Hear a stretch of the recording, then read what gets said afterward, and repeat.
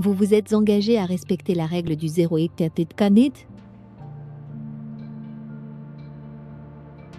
zéro contact. Vous avez bloqué le numéro, archivé les photos et vous faites de votre mieux pour vous concentrer sur vous-même. Mais même avec les meilleures intentions du monde, le chemin vers la guérison est semé d'embûches.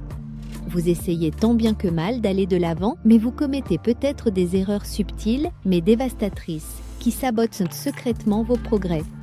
Des erreurs qui peuvent vous replonger dans le chaos émotionnel que vous essayez de fuir. Des erreurs qui transforment votre puissant acte d'amour-propre en un jeu d'attente douloureux et interminable. Je le sais, car je les ai commises. Et j'ai vu d'innombrables personnes dans cette communauté les commettre aussi. Ce sont les tueurs silencieux de votre cheminement vers la guérison.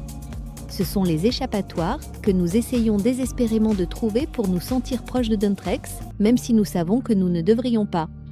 Aujourd'hui, nous levons le voile sur les 5 erreurs les plus courantes que les gens commettent pendant la période de non-contact. Et surtout, nous vous proposons des solutions pratiques, étape par étape, pour les éviter. Il ne s'agit pas de vous faire honte pour avoir commis une erreur, il s'agit de vous donner les moyens d'agir grâce à la connaissance. Car une fois que vous pouvez nommer l'erreur, vous pouvez la corriger. Une fois que vous pouvez voir le piège, vous pouvez l'éviter. Nous allons aborder tous les sujets, de l'obsession numérique qui vous empêche d'avancer à l'état d'esprit toxique qui transforme votre guérison en une tactique de manipulation.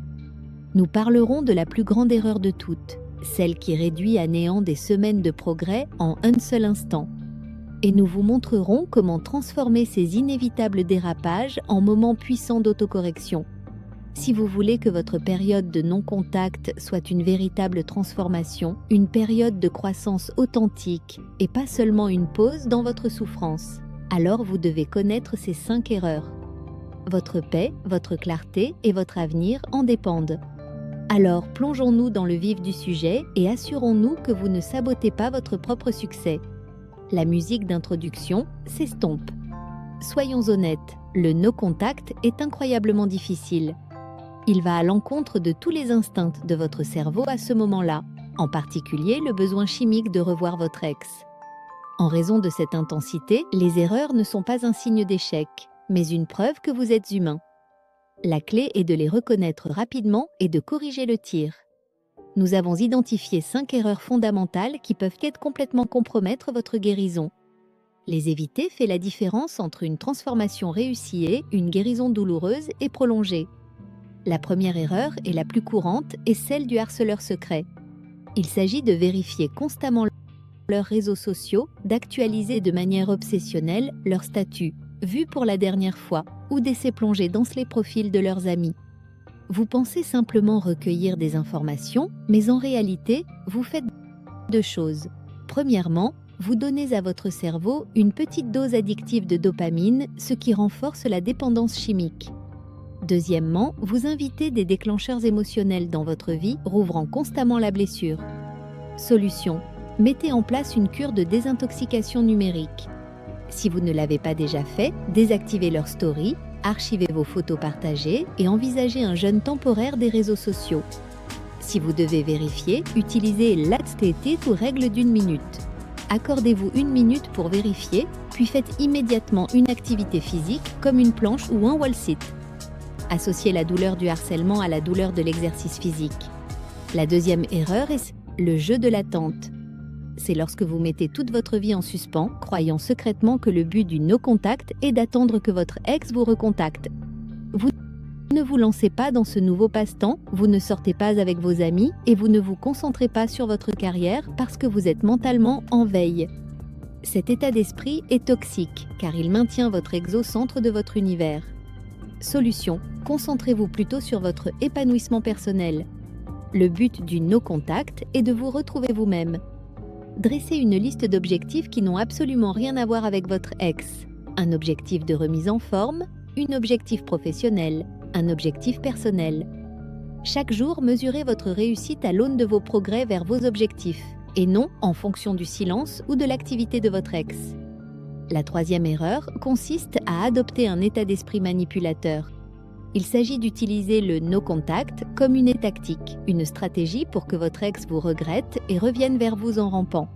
Si le no contact permet souvent à votre ex de vous regretter, si c'est votre motivation principale, vous vous exposez à un échec et à une grande déception.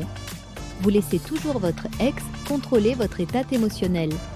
Solution: rétablissez le véritable objectif. Rappelez-vous chaque jour que le no contact sert à votre guérison. C'est un acte de respect de soi et d'indépendance émotionnelle. Lorsque vous ressentez le besoin de vérifier s'il a remarqué votre silence, canalisez cette énergie dans une activité de bien-être personnel. Votre objectif est d'atteindre un état d'indifférence sincère, où vous êtes heureux qu'il revienne ou non. La 4e erreur est l'isolement émotionnel. Il s'agit de souffrir en silence, de repousser votre réseau de soutien et de croire que vous devez traverser cette épreuve seul. Vous pouvez vous sentir gêné ou comme un fardeau, mais refouler vos émotions est un moyen sûr d'augmenter votre anxiété et le risque de rompre le contact. Solution: construisez un réseau de personnes de confiance.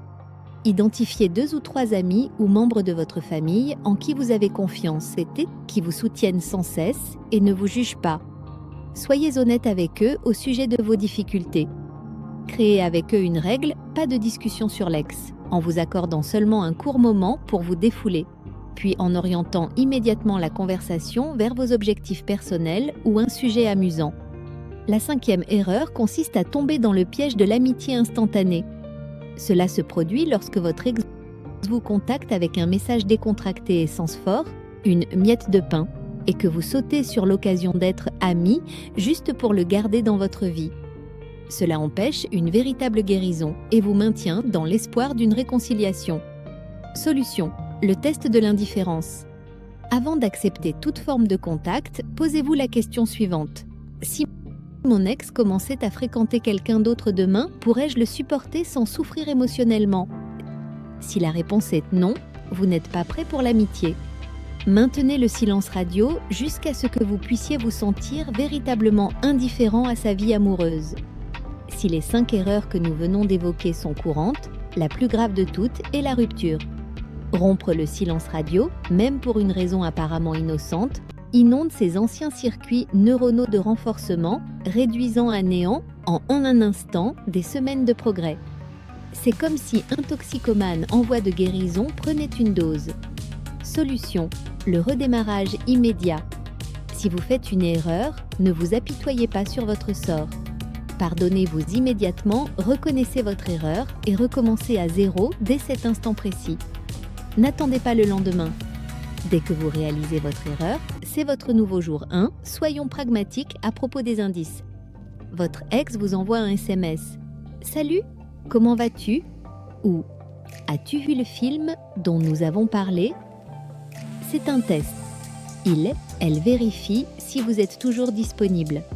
Solution: une réponse courte, aimable et indifférente, mais uniquement si vous êtes absolument obligé de répondre. Par exemple, garde partagée, travail.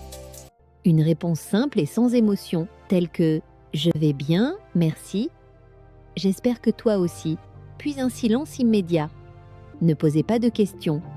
Ne vous engagez pas dans une conversation. Si vous le pouvez, la meilleure réponse est de ne pas répondre du tout. La boucle « et si » est le cycle obsessionnel qui consiste à penser « et si j'avais agi différemment, et s'il rencontrait quelqu'un d'autre ?» C'est une erreur, car cela vous empêche de vivre dans le présent et vous plonge dans un avenir angoissant. Solution: restructuration cognitive. Lorsqu'une pensée « et si » vous vient à l'esprit, contrez-la immédiatement par une affirmation « ce qui est ». Par exemple, si vous pensez « et s'il rencontrait quelqu'un de mieux », répondez par « ce qui est, je me concentre aujourd'hui sur mon objectif professionnel ». Utilisez votre liste de réalités pour vous rappeler les défauts de la relation, vous ancrant ainsi dans la réalité présente. Chaque erreur est une occasion de faire un virage radical. Au lieu de laisser une erreur vous entraîner dans une spirale négative, utilisez-la comme déclencheur d'une action positive. Si vous consultez leurs réseaux sociaux Erreur NDG1, passez immédiatement à votre objectif de remise en forme, Solution à l'erreur NDG2. Si vous vous retrouvez isolé, erreur NDG 4, passez immédiatement à l'étape suivante en appelant une personne de confiance. Solution à l'erreur NDG 4. Cela entraîne votre cerveau à associer l'erreur à une action positive et autocorrectrice. Les principes que vous apprenez pendant la période sans contact, fixer des limites fermes, privilégier votre paix intérieure et vous concentrer sur le respect de vous-même, ne s'appliquent pas uniquement à cette rupture. Ils constituent un mode de vie. Ils sont le fondement de toutes les relations saines futures. Lorsque vous sortirez de la période sans contact, vous aurez des critères plus élevés quant à la manière dont vous autorisez les gens à vous traiter et vous serez moins enclin à tolérer les signaux d'alarme que vous aviez manqués auparavant. Voici le dernier avertissement crucial. Ne considérez pas la fin de votre période de non-contact comme une ligne d'arrivée pour contacter votre ex. Ce serait une grave erreur. La fin des 30, 60 ou 90 jours n'est qu'un point de contrôle. L'objectif n'est pas une date sur un calendrier, mais l'indifférence. Si vous êtes toujours obsédé par l'idée de les contacter au 31e jour, vous n'êtes pas prêt. Continuez à ne pas prendre contact jusqu'à ce que l'idée de penser à lui, elle vous laisse indifférent sans vous causer d'anxiété. Nous avons mis en évidence les pièges. Nous avons identifié les erreurs. Et nous vous avons donné les outils pour les éviter. En réalité, la règle du no contact est simple en théorie, mais brutale dans la pratique. Elle exige de la discipline. Elle exige de la conscience de soi. Et surtout, elle exige du courage. Mais vous avez ce courage. Vous avez déjà franchi la première étape, la plus difficile.